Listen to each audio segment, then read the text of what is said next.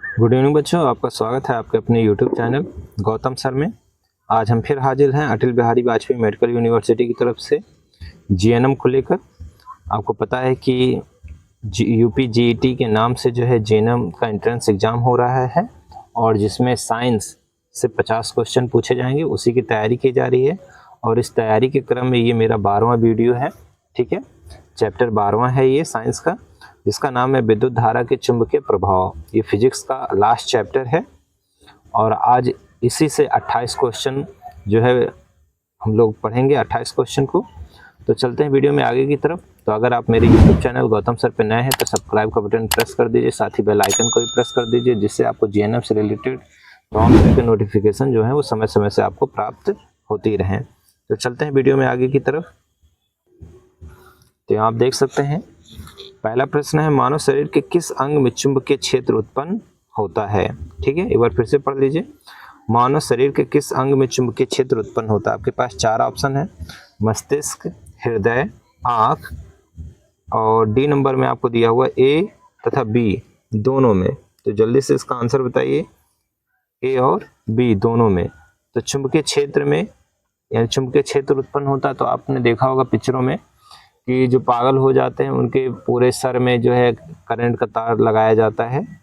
और जिनका ECG electrocardiography, यहाँ भी देखिए इलेक्ट्रिक शब्द है ना, विद्युत हृदय लेख शब्द आता है। ठीक है, तो यहाँ भी विद्युत शब्द है, तो यानी कि आपके मस्तिष्क और हृदय दोनों क्या है, चुंबकीय क्षेत्र उत्पन्न होता है। तो यहाँ पर डी वाला ऑप्शन जो है वो सही होगा।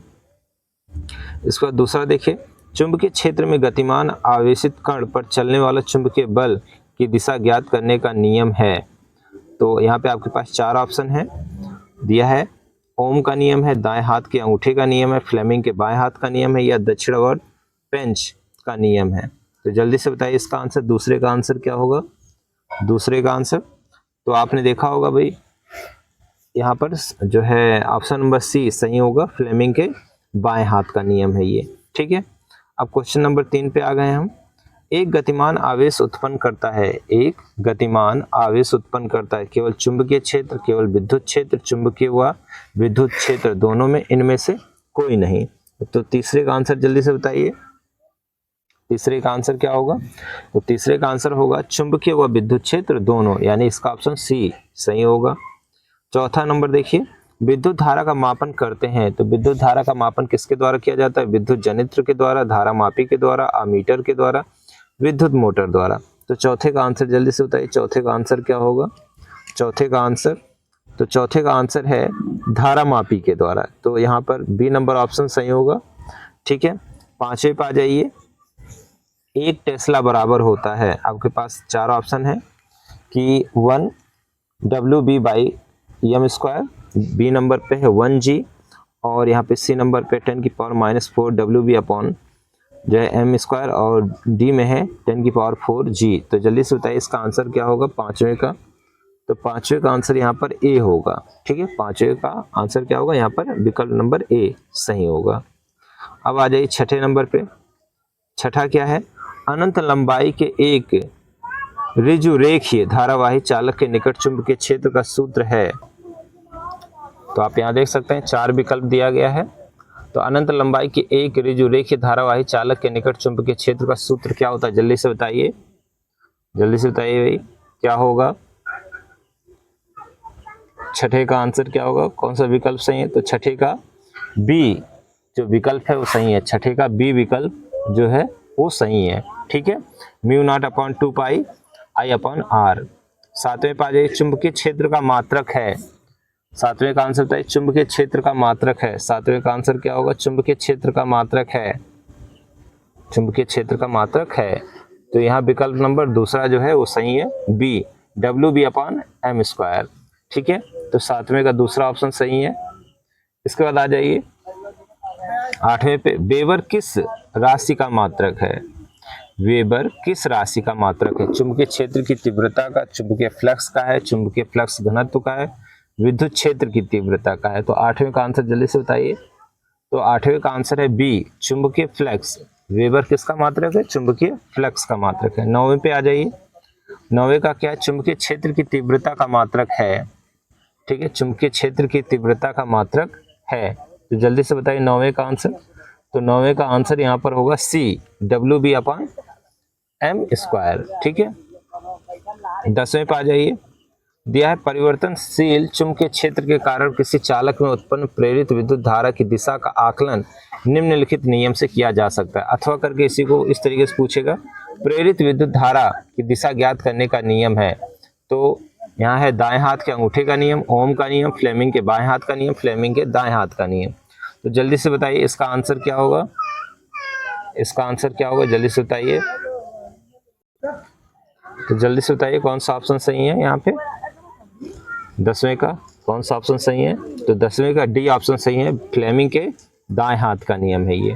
ठीक है, फ्लेमिंग के दाएं हाथ का नियम है। 11वें पे आइए, यांत्रिक ऊर्जा को विद्युत ऊर्जा में बदलने वाला यंत्र है। यांत्रिक ऊर्जा को विद्युत ऊर्जा में बदलने वाला यंत्र है। जल्दी से बताइए 11वें का कौन सा ऑप्शन सही होगा। ठीक है, मोटर है, डायनमो है, चल कुंडली धारामापी है, ट्रांसफार्मर है। तो आपने देखा होगा गाड़ी में क्या लगा होता है, बाइक में क्या लगा होता है, डायनमो। तो यहाँ पर ऑप्शन नंबर बी सही होगा, 11वें का बी नंबर सही है, जो यांत्रिक ऊर्जा को विद्युत ऊर्जा में बदलने का कार्य करता है।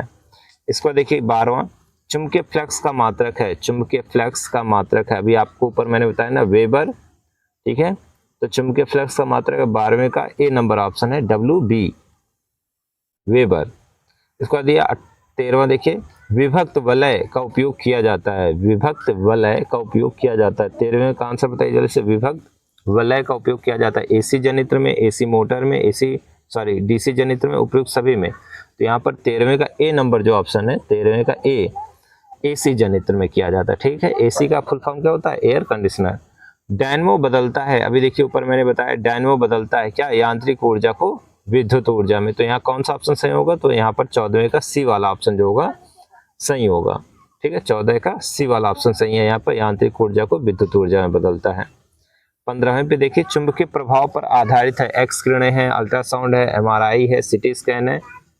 तो जल्दी से बताइए 15वें का आंसर। तो आपने देखा होगा क्या होता है, चुंबक को इंग्लिश में क्या कहते हैं, मैग्नेट। तो यहाँ पर एम शब्द कहाँ पे है, सी नंबर पे। तो 15वें का सी, MRI।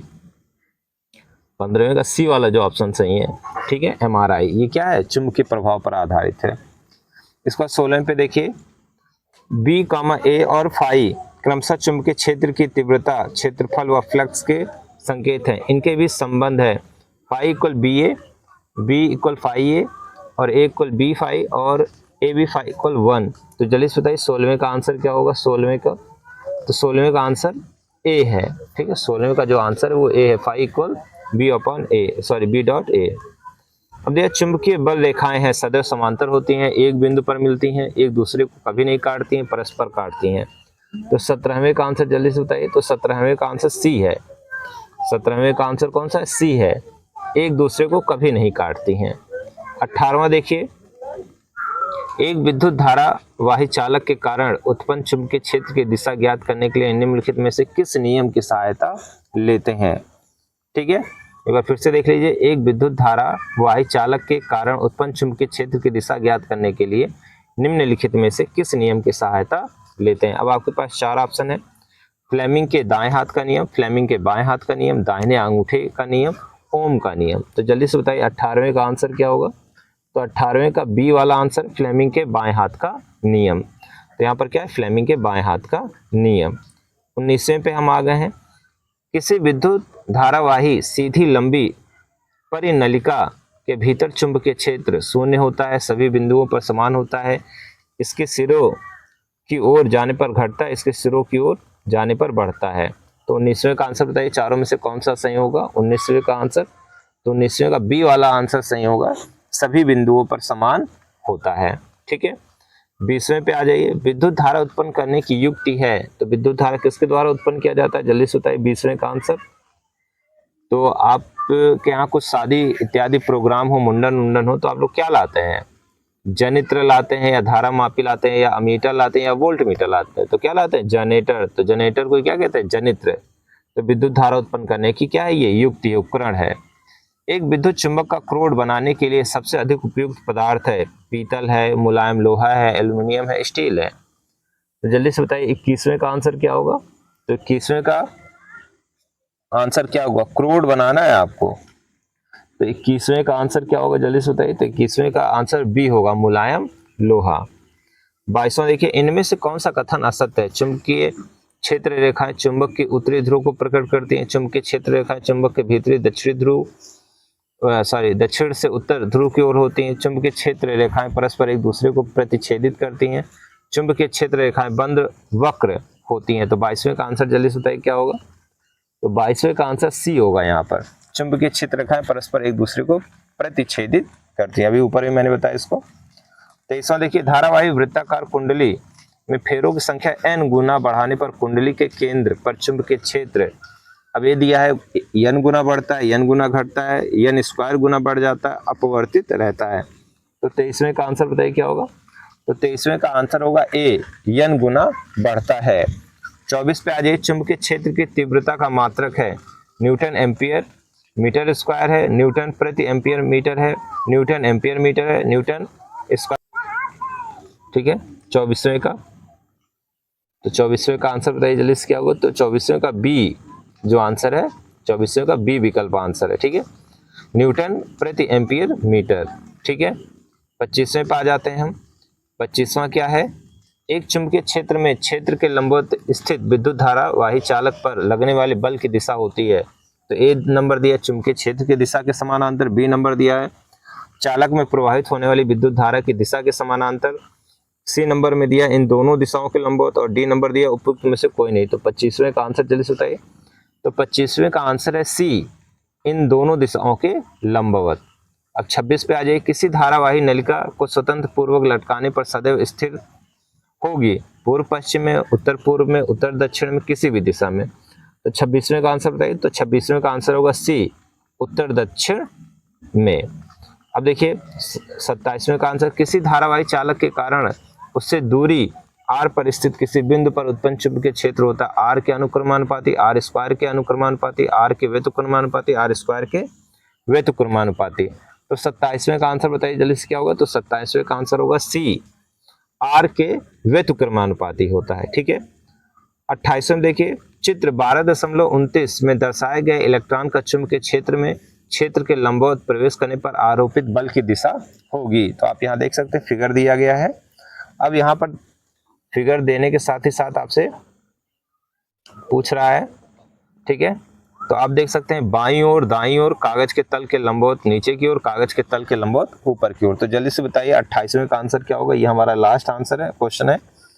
इसका आंसर डी होगा, कागज के तल के लंबवत ऊपर की ओर, कागज के तल के लंबवत ऊपर की ओर। ठीक है, तो यहाँ पर हमारा ये जो चैप्टर था ये क्लोज हो जाता है। इतने ही क्वेश्चन थे इसमें जिसकी तैयारी मैंने करवाई आपकी। तो कैसी लगी वीडियो आपको।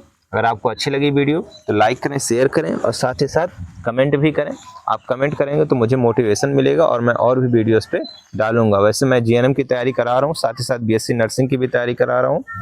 जैसे ही ये जीएनएम की पूरी चीज़ें कंप्लीट मैं कर पाता हूँ वैसे ही मैं बीएससी नर्सिंग की वीडियो डालना शुरू कर दूंगा। और वैसे भी मैंने कई वीडियो डाल रखी है, आप उसे जाकर देख सकते हैं। तो ये रहा, और इसके मैंने 28 के जो आंसर की है वो भी मैंने यहाँ पे दे रखा है, तो आप इससे भी देख सकते हैं। अगर आपको इसकी पीडीएफ चाहिए तो मुझे कमेंट करिएगा, मैं आपको पीडीएफ सेंड कर दूंगा।